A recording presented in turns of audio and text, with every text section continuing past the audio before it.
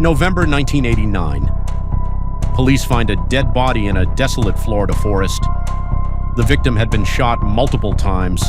The police had no witnesses, no suspects, just a dead body. At that time, no one knew that this murder was about to become one of the most shocking serial killer cases in Florida history. Over the next 12 months, not one, not two, but 7 dead bodies would be found. And the most shocking thing? The killer wasn't a man, she was a woman. A woman who prowled the highways of Florida. Her name was Aileen Wuornos. But the question was, how did a woman become America's most notorious female serial killer? Her story begins with a childhood where darkness was everywhere. If you like true crime documentaries and want to see dark and disturbing stories of real-life criminal cases like this, then do subscribe to the channel and press the bell icon. Because here every week we bring you the true stories of the world's most shocking crime cases. Chapter 1. A Dark Childhood. Aileen was born in 1956. Her father was in jail. A few years later, her father committed suicide in prison. Her mother left them. Aileen and her brother started living with their grandparents, but even here, her life was not easy. Abuse, neglect, violence, all these became a part of her life. By the time she reached adolescence, she had left home.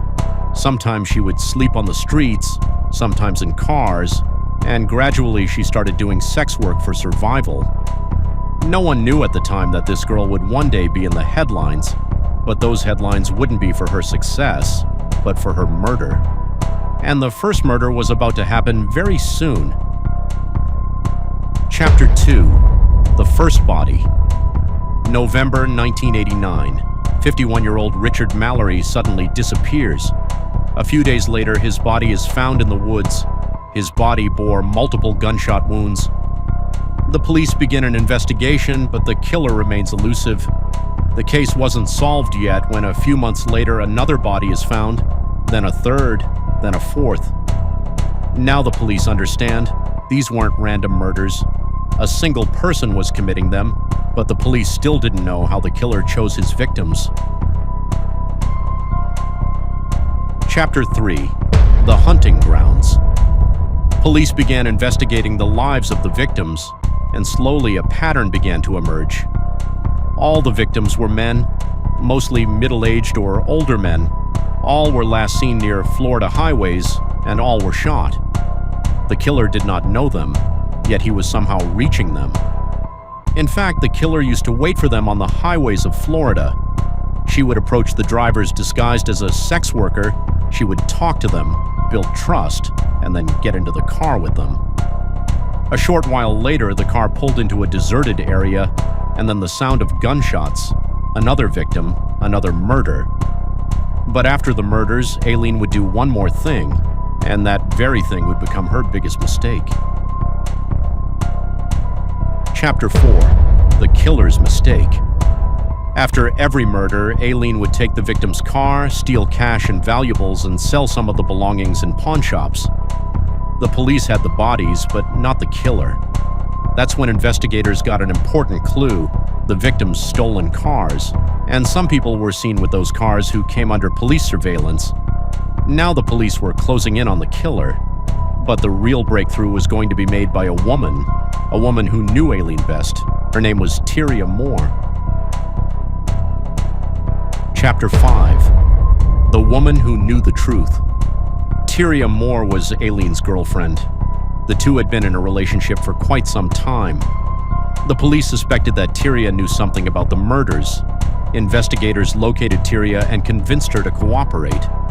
The police told Tyria to call Aileen and try to extract a confession from her. This operation was very risky. If Aileen had even the slightest suspicion, everything could have been ruined. But during the phone call, something happened that changed the entire case. Aileen started to break down, and gradually she began confessing to the murders. Now the police had exactly what they were waiting for: a confession. And a few days later, Aileen was arrested. But what she said after her arrest divided the entire United States into two parts. Chapter 6. serial killer or self-defense? In court, Aileen claimed that he had committed the killings in self-defense. He said that some of the victims tried to assault him, so he opened fire. But prosecutors said that this was not self-defense. These were planned murders and robberies. The jury believed the prosecution. One murder charge after another was proved, and then the court sentenced Aileen to death. The case was officially over, but the last chapter of Aileen's story was still. Chapter 7. The End of Aileen Wuornos. October 10th, 2002, Florida State Prison. Aileen Wuornos was led into the execution chamber. The media had covered her story for years. Some considered her a monster. Some saw her as a broken woman.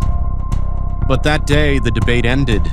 A lethal injection was administered, and the life of America's most infamous female serial killer ended. But even today, a question remains alive among people. Was Aileen Wuornos just a cold-blooded serial killer, or a woman lost in the darkness of her traumatic past? The answer still divides people, and perhaps that's why the Aileen Wuornos case is still considered one of the most disturbing true crime cases in the world. The Aileen Wuornos case is still shrouded in controversy. Some consider her America's most dangerous female serial killer, while others believe she was a victim of her traumatic past and circumstances. What do you think? Was Aileen a cold-blooded serial killer, or was there some truth to her self-defense story? Share your opinion in the comments. And if you enjoyed this documentary, please like the video, subscribe to the channel, and don't forget to press the bell icon. I'll bring you the next shocking true crime case very soon. Until then, stay safe. And remember, sometimes the most dangerous faces are the ones that seem most ordinary at first sight.